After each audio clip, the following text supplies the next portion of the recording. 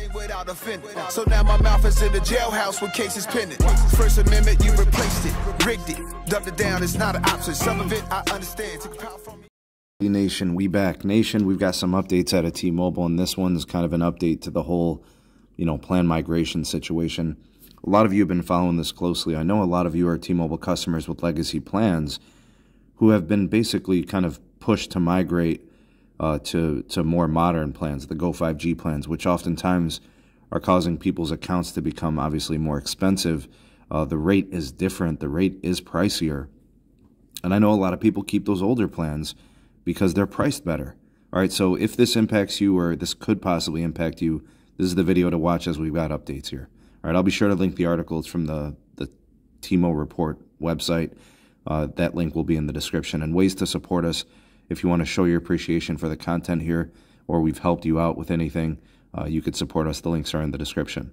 All right, so a new document has been sent out to T-Mobile employees with respect to the forced migrations that are impacting customers over at T-Mobile. And, T-Mobile is claiming that only 1% of customers will be impacted by the forced migration. I'm not sure how they came up with that number, but realistically speaking, when we looked at the plan list of plans that were going to be impacted, it was like the Magenta plans that weren't Magenta MAX. It was Simple Choice. It was the T-Mobile One plans. Those are like 60, 70, maybe 75% of the plans that are at T-Mobile on all their accounts. So I'm not sure why all of a sudden now it's only going to impact 1% of customers. There's some belief that maybe the backlash, the impacts, from, I don't know, whether it's people making content like myself or others that are on different platforms, maybe some of that pressure is starting to kind of burst the pipes over at T-Mobile, and they fear a churn bubble, right? Having disgruntled customers leaving because of this. Again, this is the carrier that says price lock guarantees, right? And this is the carrier that says we get rid of customer pain points. And here they are kind of creating unnecessary, negative publicity at the risk of obviously losing customers to try to make more money per account. Now, again, I've already done the content on this before, and I've talked about this. I don't knock T-Mobile for trying to make more money. They're a business for profit. But the language that they use when describing themselves as a company, being the uncarrier and all of those types of things, it doesn't mesh with this type of move where a customer has to call in to opt out. And if they don't call in and opt out, then they're force migrated to a plan that's going to be more expensive.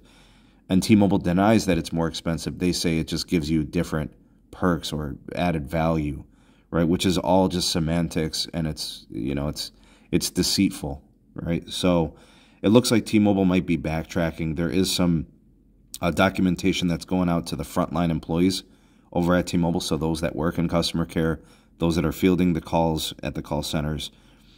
So customers are obviously calling at enormous rates, huge volume of calls. Some folks have been telling me that they've been on hold for an hour or more, right? 60, 70, 80 minutes, still have not been able to get through. Some people are trying to call back, but they're just trying to do their part as a consumer to not pay too much for service. Those that have been with T-Mobile for a long time on those legacy plans have enjoyed those cost benefits. So now basically what you're going to hear when you call T-Mobile, they're going to say, thanks for calling in. I've checked your account, and they have not made any changes to your rate plan. So it's quite possible they are backtracking on those changes.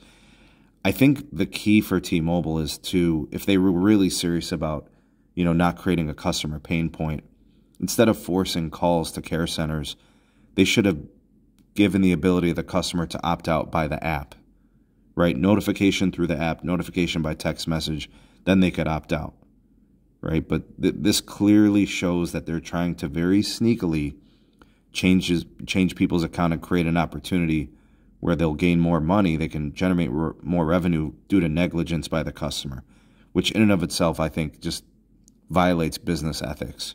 I know that's nothing that we would do at my family business, but every company is different, and, maybe backtracking this and keeping this from becoming a bigger issue might be a smart move, especially since, now it's three years after the merger, and they don't owe any type of concessions to anyone. They don't owe any type of promises to anybody.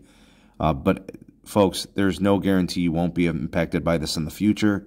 Monitor your bill, monitor your account, call into customer care, just double check and confirm, here in the next 24, 48 hours if you can, and see if you can address the issue. Be careful with this company, people. This is not the T-Mobile of old. This is it's very sneaky in my opinion. And I know that, Verizon and AT&T have raised costs on legacy plans in the past, right? They've increased pricing by like $1 a line, $2 a line. That's pretty direct and straightforward. There's nothing sneaky or deceitful about that. This, on the other hand, does have some undertone of sneaky, right? And it does inconvenience you as a customer that you have to call in to opt out, which doesn't really make it feel like a proper opt-out, right? I'm not a big fan of this. What do you guys have to say on this? You are the voice of the people, the SMT Nation. Let your voice be heard.